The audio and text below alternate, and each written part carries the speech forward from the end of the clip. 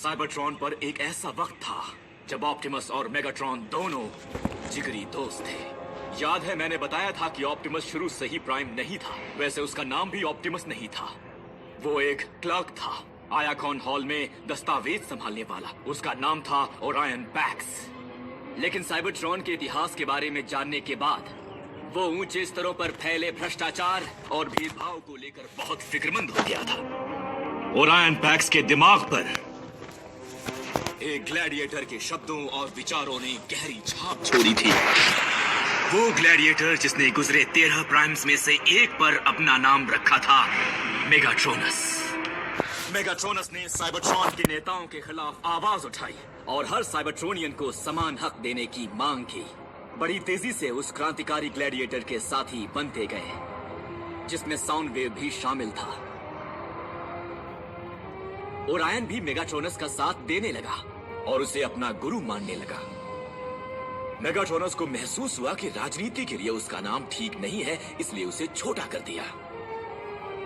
उसने तुरंत high council के सामने पेश होकर समाज की नाइंसाफी पर अपना नजरिया बताया और तभी से उसने अपना असली रंग दिखाना शुरू कर दिया। उसने जोर जबरदस्ती से पुराने रक्षक को निकलवा दिया और खुद को अगला प्राइम होने का हकदार बताया। लेकिन ओरायन का मानना था कि इंसाफ हिंसा के जरिए हासिल नहीं किया जा सकता।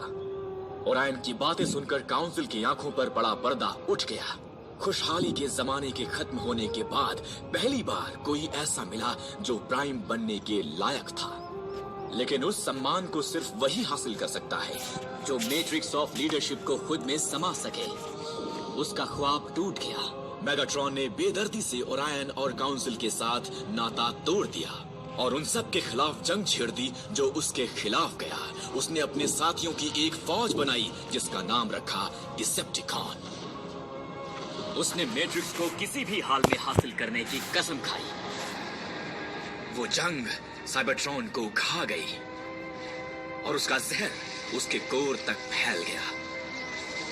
ओरायन कोर को ठीक करने की उम्मीद लेकर वहां पहुंचा और इत्तेफाक से हमें जिंदगी दान देने वाले प्राइमस के पास पहुंच गया।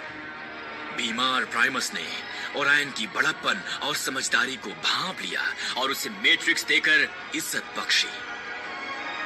ओरायन पैक्स खुश भी था और हैरान भी, और उसी दिन से वो बन गया ऑप्टिमस, हमारा इकलौता प्राइम।